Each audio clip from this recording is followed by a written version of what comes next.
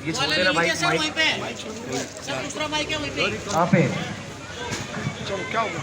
नहीं वो पैर के नीचे दबेगा। मेरे बड़े भाई आदर्श शास्त्री जी, भाई सूर्यकांत जी, उमराव जी और सभी समस्त लोग, आप सभी लोगों को मैं हाथ जोड़ के अपना सर झुका के प्रणाम करता हूँ। मेरे लिए ना यहाँ आज का ये क्षण ना बहुत भावुक है कि आप सब लोग जिस विचारधारा से जुड़े हो उस विचारधारा को छोड़ के आप अपने इस बेटे के साथ, अपनी इस बिटिया के साथ खड़े हो।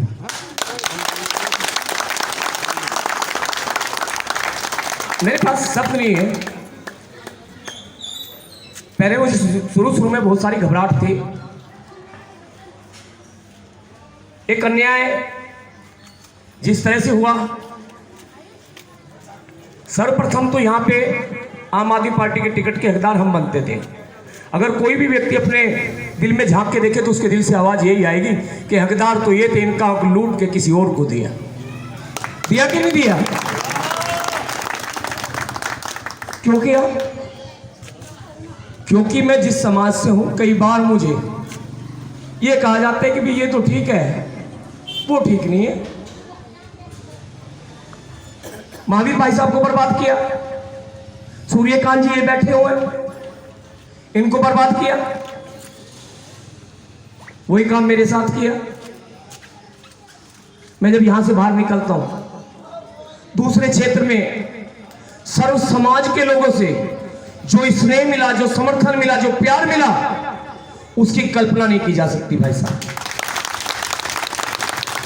मैंने लोगों को देखा है कि लोग अपने घर में 2-2, 3-3 लोगों की टोली बना के वो लोग निकल रहे हैं, वो कह रहे हैं विरोधियों को वोट देना। और कई लोग तो ऐसे हैं जिनको मैं स्वयं नहीं जानता। कई लोगों से बात हुई तो लोग बोलते तुलनात्मक अध्ययन कर दो। 3 लोग इलेक्शन लड़ रहे हैं, एक बहन जी पूनम जिंदल जी इलेक्शन लड़ रही है, उन्होंने 5 वर्षों में कुछ नहीं किया। दूसरी सिमी यादव जी जो बहन जी इलेक्शन लड़ रही है, उनके विषय में लोग बोलते हैं कि भाई पैसा दे के टिकट खरीद के ले आए, जो पैसा दे के टिकट खरीद के लेके आए वो क्या करेगा क्या नहीं करेगा। बोलते हैं कि सबसे शरीफ जो आदमी है, सबसे ईमानदार जो आदमी है वो अनिल बड़ोदिया है, तो भैया इसको वोट दो।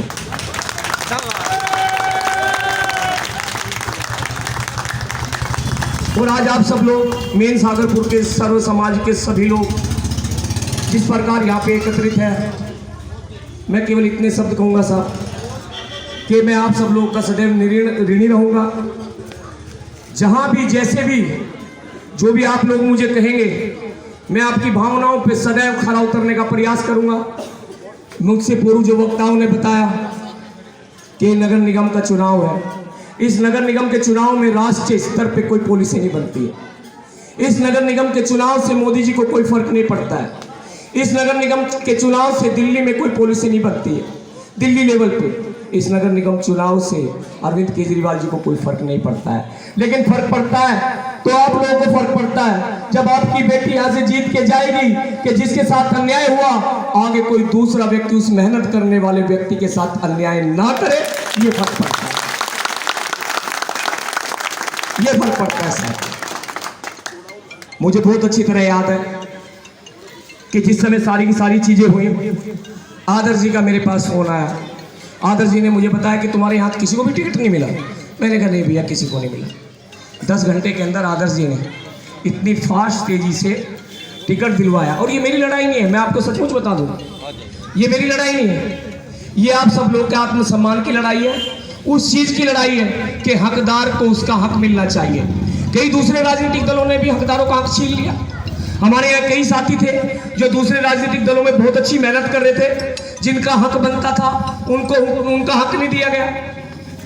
तो इस हक और हुकूक की लड़ाई में सबको मिलकर लड़ना होगा ताकि आगे कोई भी अन्याय ना हो। और जैसे एमसीडी की मैं बात कर रहा था, आप सभी लोग भली भांति जानते हैं एमसीडी के कार्यों के विषय में। एमसीडी का जो भी कार्य है वो आपकी रोजमर्रा की जिंदगी से जुड़ा हुआ है, रोजमर्रा की आपकी समस्याओं से जुड़ा हुआ है, आपके सीवर से जुड़ा हुआ है, आपकी नाली से जुड़ा हुआ है, आपकी स्ट्रीट लाइट से जुड़ा हुआ है, आपके एमसीडी के स्कूल से जुड़ा हुआ है, आपके एमसीडी के जो चिकित्सालय है उससे जुड़ा हुआ है, हमारा घूमते हुए पशुओं से जुड़ा हुआ है।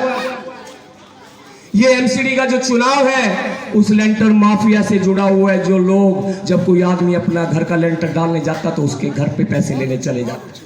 वो पार्षद का चेहरा सामने नहीं आता, एक अधिकारी जाता है, जाके उनसे पैसे मांगता है और अनऑथराइज कंस्ट्रक्शन बताता है और पैसे दे दिए तो अनऑथराइज कंस्ट्रक्शन वैध कंस्ट्रक्शन हो जाती है। लेकिन उस सरकारी एमसीडी के कर्मचारी के पीछे एक चेहरा छुपा होता है। वो चेहरा है आपके उन निगम पार्षदों का, जिनको हम एक उम्मीद के, एक विश्वास के साथ चुन के भेजते हैं कि हम आपको चुन के भेज रहे हैं, आप हमारे अधिकारियों की रक्षा करेंगे, आप हमारे लिए काम करेंगे।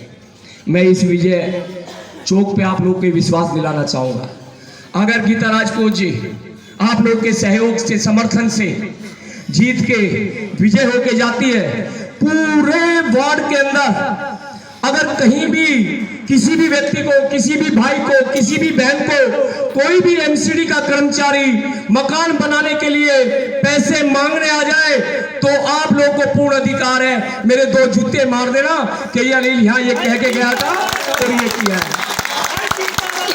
जिंदाबाद जिंदाबाद जिंदाबाद। ये काम नहीं होने दूंगा साहब। भ्रष्टाचार की लड़ाई लगातार लड़ी थी, बहुत सारी चीजों से आदर जी वाकिफ है। मेरे ऊपर 17 मुकदमे रहे साहब, जब से पार्टी बनी 17 मुकदमे रहे और इन मुकदमों में आपको लंबी डेट नहीं मिलती, 4 महीने बाद आना, 6 महीने बाद आना। मेरी मिसेज बैठी हुई, पूछ लेना हर 8वें दिन कहाँ कोर्ट जा रहा हूँ, कहाँ कोर्ट जा रहा हूँ। कोई अपराध नहीं किया था, उस पार्टी के लिए लड़े थे जो वैकल्पिक राजनीति की बात कर रही थी।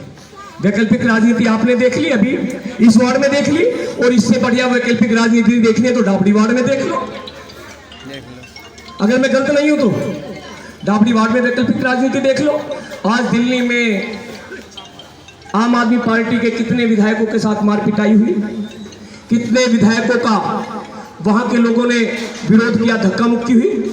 अभी हमारे उप मुख्यमंत्री साहब जनकपुरी में आए थे, वहां के लोग उनके पीछे भाग लिए, उनको वहां से भागना पड़ा। लोगों ने खदेड़ा कि आपने क्या किया। मैंने अरविंद जी को कहा था, जिस समय 67 सीट आई थी, मैं 10 मिनट बोला था, मैंने कहा था अरविंद भाई, क्योंकि हम उनको यही बोलते थे अरविंद भाई, अब तो साहब हो गए, सर हो गए।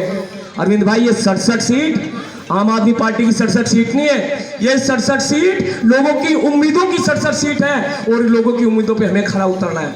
और धीरे धीरे वो उम्मीदें चकनाचूर होती चली गई, लोगों के सपने टूटते चले गए। मैं आप लोगों से ये निवेदन करूंगा, बहुत कुछ मैंने बोल लिया, आप सभी लोग एक काम कर लेना, यहां से वहां तक आपकी रेलवे लाइन से लेके 10 नंबर गली दुर्गा पार्क में जे ब्लॉक की लास्ट गली लगती है, 1 2 3 4 5 6 यही लगती है ना जे ब्लॉक की गलियां। जो आपके यहाँ पे जो चुनाव लड़ रहे हैं ना, बहन जी तो यहाँ से पार्षद रह चुकी है और दूसरी लड़ रही है, अगर वो जाके इसकी बाउंड्री पे घूम के बता दे, बाउंड्री पे घूम के बता दे, तो जो आप कहूँगा मैं इनाम रखने के लिए तैयार। जिनको अपना क्षेत्र तक का नहीं पता, कहाँ जाके एरिया कहाँ पड़ रहा है, जाके भाषण कहाँ दे रहे हैं, कहाँ वो उनका वो घूम रहा है, क्या बोलते हैं आपका ई रिक्शा घूम रहा है, उनको अपने क्षेत्र का ही नहीं पता है कहाँ है कहाँ नहीं। लोगों के बीच में तो वहाँ जा नहीं सकते, कर नहीं सकते। मेरा एक ये निवेदन है आप सभी लोगों से, हाथ जोड़ के विनती है, इस लड़ाई को जब तक आप अपनी व्यक्तिगत लड़ाई नहीं समझोगे, मैं और गीता तो लड़ रहे हैं, मेरे बहुत सारे साथी लड़ रहे हैं, आम आदमी पार्टी के जितने भी कार्यकर्ता थे, जितने भी साथी थे, उन्होंने सबने छोड़ दिया और सारे के सारे मेरे वार्ड में आके काम कर रहे हैं कि भाई इन जितने भी लोग हैं इनमें सबसे ईमानदार अनिल भाई, और अनिल भाई कभी झुका नहीं, और भाई अनिल भाई के साथ हैं।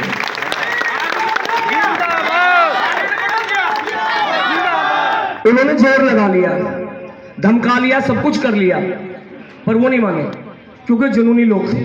तो मैं भी आपसे ये निवेदन करूंगा कि जब तक 4 तारीख तक आखिरी वोट ना डाल लें, आप अपने एरिया में भाई साहब जितने भी बड़े लोग हैं ना, मेरी एक गुजारिश को मान लेना, ये आत्मसम्मान और स्वाभिमान की भी लड़ाई है। ये एक चुनावी लड़ाई बिल्कुल मत मानना, केवल एक चुनावी लड़ाई है, हार जीत होती है, चलती रहेगी। पहले लड़े थे, हारे थे, फिर खड़े हुए, फिर बढ़ेंगे, लेकिन आत्मसम्मान अगर गिरता है, स्वाभिमान अगर गिरता है तो उठता नहीं है साहब, वो गिरा ही रह जाता है। तो इसको उठाने का काम आप लोग करके एक छोटी छोटी टुकड़ियां बना लेना, 2 3 3 4 लोगों की। 0 नंबर गली से नाला पटड़ी से स्टार्ट होती है, 5/14 तक पहुंच जाना, हर एक घर का दरवाजा खटखटा लेना, बोल देना, बता देना विनती कर लेना, किसी का प्रश्न है तो उसका जवाब दे देना। और जिस दिन 17 तारीख को काउंटिंग होगी तो उसमें गीता राजपूत के नाम की वोट ही वोट निकलेंगी। इतना काम कर लेना। यहां से बाहर का मेरे ऊपर छोड़ दो। आपके जो संपर्क के संबंध है उनको जरूर प्रयोग में लाना। आपके यार दोस्त मित्र रिश्तेदार उनसे फोनों पे जरूर बात करना। आगे आपके अलावा आज सर्व समाज और खड़ा है जो अनिल बड़ोदिया के साथ खड़ा है, गीता जी के साथ खड़ा है। तो मैं यही विनती करूंगा आपसे कि 4 तारीख को आप सभी लोग हाथ के चुनाव के सामने वाला बटन दबा के गीता राजपूत जी को विजयी बनाएं। आप लोगों ने मुझे सुना, आप लोगों का बहुत बहुत अभिनंदन, बहुत बहुत धन्यवाद। आप लोगों को बहुत बहुत नमस्कार। जय हिंद, जय भारत।